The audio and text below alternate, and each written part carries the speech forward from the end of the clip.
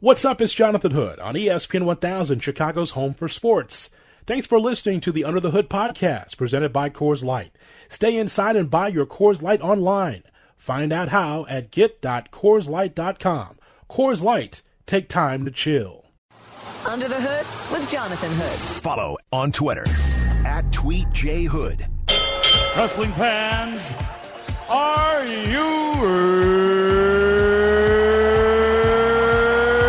ready? This is Tuesday. You people bought a ticket to see me, so shut up. Wrestling Tuesday with Jonathan Hood. First of all, Dusty Rhodes, I think what you are is a big, ugly, low-class redneck goose. That's what I think you are. Yeah, I'm pretty. I know I'm pretty, but I'm most of all the baddest man around in the world today. Follow the show at Wrestling TWT on Twitter and Instagram. But remember, my fireflies, as always, I'll light the way, and all you have to do is let me in. Tuesday, Wrestling Tuesday. The bottom line is, in all my magnificence, you're gonna be mine all night long. Woo! Here's Jonathan Hood. Moose goes for the cover on Hernandez, and Moose is victorious. Every Rebellion. Here's your winner, Moose! You announced it the right way. Moose wants a different championship announcement. Ladies and gentlemen, here is your winner, TNA World Heavyweight Champion, Moose! Tuesday, Wrestling Tuesday. Jonathan Hood on ESPN 1000 and the ESPN Chicago app. Every Tuesday at 9:30, we give you something pro wrestling, give you something sports entertainment, and glad that you're with us here on this Tuesday. Don't forget to follow along on Twitter and Instagram at Wrestling TWT. Also our YouTube page, youtube.com. Look for Tuesday, Wrestling Tuesday. Our special guest is from Impact Wrestling. He is my and your TNA World Champion. Moose is joining us here on ESPN 1000 for Tuesday, Wrestling Tuesday. Moose, Jonathan Hood, thank you so much for your time. Oh, thanks for having me, man. I was hoping I didn't have to make you stop and redo it and introduce me as the TNA heavyweight champion, but you did your job. You did it great, man. Yeah, who you think you're talking about, Dave Pinzer? You ain't talking to Dave Pinzer. It's me. I got you. You're my champion. I didn't have to Dave. Yeah. You're my champion, Moose. So of course, I'm gonna get that right. Yeah, I'm the real world champion. Right, the real world champion. No, I know. I know. Yeah. I know. So I made sure I practiced that in the mirror several times before I called you. All right, my man. We need to get you down to Impact Wrestling and maybe give Dave Penza a night off and have you introduce me. He keeps getting it wrong. I know. He's always looking. He looks very shocked when you have to keep correcting him, Moose. I'm watching the show every Tuesday. It's amazing. Like you keep telling him the same thing, He don't listen. Yeah, doesn't listen. But I mean, I'll tell you now. Just keep watching. Our interactions get even more entertaining here in the next few weeks. Okay. Well, tell me, Moose, how's life for you right now as TNA World Champion, as the real World Champion? How's life for you overall right now? Life is great, man. I mean, I know we've had a rough 2020, the world has, but other than that, man, life is good, man. I feel like I'm hitting my stride here at Impact Wrestling. They've given me a great opportunity, and I've taken the ball. I'm running with it, just trying to get better and every day. That's my mindset when I wake up. Work my butt off and be the best Moose that I can be. Moose, you tweeted that my passion and emotions are a blessing and a curse. What makes that so? Because something about me is I work so hard, and every time I wake up is all about how can I get better and what can I do in my game to make me more entertaining, or how can I get faster, or how can I get stronger. But in the reverse side of it, I annoy a lot of people because I'm always calling people to ask questions. And, I mean, D'Lo could tell you, like, after a while, he gets tired of seeing my name on his call ID because I keep calling him. Same thing with some of my other bosses like Scott. So it's like as persistent as I am to be better, it comes with a large form of annoyance. Well, that's not a bad thing. You got a Scott D'Amore who's been in the business for a long time, and D'Lo Brown, in a lot of ways, a pioneer in our business. So I can understand why you're reaching out to them. So it might be they might get tired of seeing your name, but at least you are trying to pick the brain of those that came before you. Yeah, right. So I mean, that's just one thing with me is like I truly believe that my passion is also a curse, you know. Mm-hmm. Moose is the real world champion of TNA. He joins me, Jonathan Hood, on Tuesday, Wrestling Tuesday with Jonathan Hood on ESPN 1000 and the ESPN Chicago app. You could watch Impact Wrestling every Tuesday at 7 o'clock Central Time on Access TV. Moose, can you recall the match that you had in your career where you thought, man, everything's clicking for me right now? You saw something that you thought, okay, I could do this for a living. What match in which you said, boy, I'm really good at it right now? You know what's so funny? I'll be quite honest. I didn't start really believing that I was good in wrestling until after I had my, I don't know if it was before I had my feud with Eddie. Mm-hmm. It was right before then. I went to Noah on a tour. Me and Eddie went to Noah on a tour because we have our partnership with Impact Wrestling has a partnership with Noah Wrestling, and I remember that the last day I was there, I had a match against Segura, I think his name is, and I remember after that match, I went to the back and all the guys did a standing ovation or whatever and I know this is a big, in America, at least with Impact Wrestling or other companies I work for, a tradition when you and all the boys clap for you. You know what I'm saying? Mm-hmm. It was one of those things that I never knew that was a tradition in Japan. But I had this match with Segura at Noah, and as soon as I got to the back, all the boys clapped for me. And, in my mind, I was like, you know what? I think I'm actually good in this professional wrestling thing. Yeah. There's something always. It just clicked for you, huh? Yeah, it clicked for me. And, I mean, you got to think about it. I've had guys like Eddie Edwards, which he's a good friend of mine has always been like a mentor to me. I've had guys like Scott D'Amore, who was one of my trainers, who's always been one thing about Scott never gives you a compliment, so he's always on you and on you and on you and on you, and that kind of drives you to work even harder. And I've wrestled some of the best wrestlers in the world, you know what I'm saying? Yeah, just to mention, I feel like Eddie Edwards is definitely a key in my growth, especially since I've been with Impact Wrestling. And I remember going in that 6-week or 5-week tour in Noah with him definitely was a big growth in my career. Moose, as we have our conversation, we're 100 days away from the NFL season officially starting. At least that's the date, right? And so there's a good possibility that in the NFL, some of the teams, if not all the teams, may start with no fans. And you've already performed in front of no fans at Impact Wrestling. How difficult is that when you're so trying to get connected to the fans, but yet during this pandemic there haven't been any fans? So how difficult is that as a performer? It's definitely difficult. What I tell people is hard, but you could use it as a learning as a learning point. It's hard in the sense that the comparison of wrestling in front of no fans is like working out. It's working out is really, really, really tough because it's like one of those things where it's like going to the gym with no headphones. Have you ever done that before? Yeah, it's weird because I'm hearing everybody's conversation and then Young and the Restless is on TV. Yeah. Yeah, and you have to find that motivation to get you going in that workout. And that's what wrestling in front of no fans is. It's very hard, and you have to find that motivation to keep going in that match and keep trying to entertain the people that's actually watching at home. That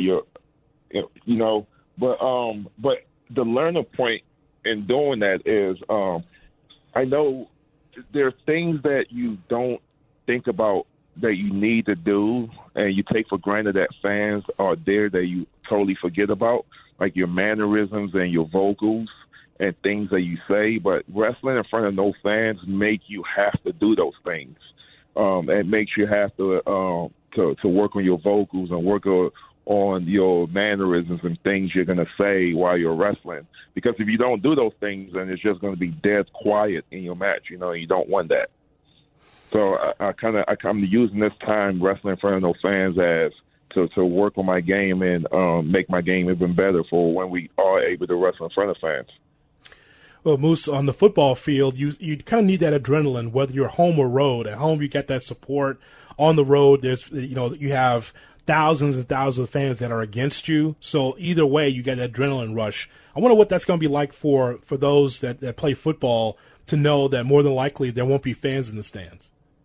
Oh yeah, I mean, when I saw like the NBA checked out and canceled the season or suspended the season, and all these other sporting leagues suspended the season, I already knew when the NFL came back, there's no way that was going to have fans in their stadium. Same thing with college, and it's gonna be tough for them. But I guess at that point, we're gonna see who the real better teams are, because you understand a lot of games in the NFL is won because of home field advantage and because of the crowd noise. Now you're eliminating the crowd noise and you're just having mano a mano, you know. So we'll really see what teams are better. I guess this Super Bowl we'll really see who the best team is, right? Yeah, no question. Always comes down to that. As we talk to the real world champion, TNA world champion Moose, with us here on ESPN 1000 on Tuesday Wrestling Tuesday. You can watch Impact Wrestling every Tuesday at 7 p.m. Central Time, again, on Access TV. You know who's really underrated, Moose? A guy that you know, and Mr. Hughes. That guy was so underrated when he was a worker in the late 80s, early 90s. What was it like to know him personally? I mean, I wouldn't say I know Curtis personally. I know he's one of the guys who trained me very early on in my coming up. But yeah, I mean, he's a good trainer. I mean, when people ask me the question on who trained me, I usually tell them Scott, because I think it's a big difference. I think Curtis showed me how to do moves, where Scott told me why to do moves and the psychology on everything, you know. So I think that's a big difference. But to answer your question, I personally didn't know Curtis. We didn't really have a personable relationship. It was just one of those things where I went to WWE and he was running it, and half the time he wasn't even the one training you, you know. Yeah, he was just like the figurehead of the school. Moose, I really am enjoying the status of Impact Wrestling. You have your own night alone on Tuesday nights on Access TV. How would you describe the state of the company right now? Oh, it's great, man. I think one of the best things that could have happened to Impact Wrestling was when Dixie sold it to Anthem Sports, and Scott and Don and Ed took over the company, and you could just see with how the shows have been the last, 3 years ago, how better it's been getting week after week after week, and the growth we've made since 2017 has all been upwards, you know. So I'm happy to be part of the company, and I can't wait to see how bigger we get. You continue to have big reactions. I was in the house in Chicago when you took on Ken Shamrock, and when your music hit, the thousands of fans that were there were really into you and your presence. What does that feel like? Because I know I'll never have that feeling, but you have had that many times in the wrestling business. What is that like when fans are just behind you as soon as you hit the curtain? It's definitely a great feeling, man. Surreal. Sometimes it's very surreal. It shows. It just shows how much of a star power I guess they think that I have, with especially being a bad guy and your music hit, and as much as they hate you, they can't help but to cheer for you, you know. And that just shows I just shows hard work, man. As I busted my ass this last 7 years to get to the point that I am right now, and I'm still working. I'm still not exactly where I want to reach and be at in my career. So it's still a long road and a long some more wood to chop, you know, to get to where I'm trying to get to, man. Yeah, Moose, I mean, everybody's trying to classify you as a bad guy. I just think, as a Moose fan, I just think that you're just misunderstood. They don't understand like I understand. Man, you know, I like you a lot, man. I feel like this interview, you've grown on me. I like that you get me, and all those stupid fans who boo me, they don't get me. Yeah, I know, Moose. They don't understand, man. They don't understand, like, you know, the aura of Moose, that you're the real world champion and that you're doing it for us, man. You're performing for us. There should be showering me with gifts, man. I mean, I'm the real world champion. Like, I showed up to work with all this craziness to lift my company and to show Impact the right way, to be the savior, and what do I get for it? They boo me. They still boo me. I mean, they don't get it. They don't get it, Moose. I'm sorry that you got to go through that. At least That's you get okay. it, Jonathan. Yeah, that's I understand. Can you tell me man, Moose, like, so at this point in time in 2020, you have like the best robes in the business. Who's doing your robes? I have a few designers. The one thing about it, I can't have one designer. Because then every robe looks the same. And one thing you've noticed, they all look different. Every single robe looks different. And that's because I have a few different designers making them. That's pretty dope, man. I think the robe count now is at 14. No. 14? It's like, yeah. I think robes. But it's like if you went on the road, you could take like a few of them, right? If you wanted to. I used to when I started doing the whole road thing. I used to take like 2 or 3 each show, just so I could pick them out. But I got lazy in the sense that I'm like, man, I don't want to carry an extra suitcase. So now I only pack one because it's easier to pack all my things when I only have one robe taking up space in my bag, you know. I completely understand, man. The real world champion needs comfort, so I understand. Yeah, I mean, but I just ordered a couple of new ones, so I mean, I don't know. Maybe the next loop of tapings, I might grab a couple and stuff in my bag. I hear what you're saying, man. Well, I got to ask you this. It's just one of those things when I order one, as soon as I pay for it, then I have another idea for a new robe, and I'm like, damn. I just ordered this one, but now I have a better idea. I'm gonna order another one. It's like once you get one, I'm like addicted to it. It's like getting a robe is like getting a tattoo. You get addicted. Right. I totally understand. Is there something that you have not accomplished that you would love to in Impact Wrestling? Good question. I mean, I've been a world champion. Yes. You know what? One thing I would like to do. Because his name came up a few weeks ago at a podcast that I did, on an interview that I did. Eric Young, I know he's a Grand Slam champion at Impact Wrestling. And, I mean, I've been challenging him for a match for a while now, and I see he's a free agent. I mean, hopefully he comes back home to Impact Wrestling. But to answer your question, being a Grand Slam champion is one thing I would like to accomplish. That means that you got to share the spotlight with somebody, right? Listen, there's a lot of, being the world champion is the kingpin, but I mean, what else do you want to do? Because I would like to hold the X Division title at some point. I would like to hold, be a tag team champion at some point. I mean, I already have the world championship. I guess I might just have to win the Impact world title to be the only. And I don't know if this is true, but Ross, I know you're there. What do you think? If I was to win the Impact World Championship, the X Division Championship, the Tag Team Championship, and right now I'm the current TNA Heavyweight world champion, wouldn't that make me the only guy who won every single title in Impact history? I think right, so. Ross?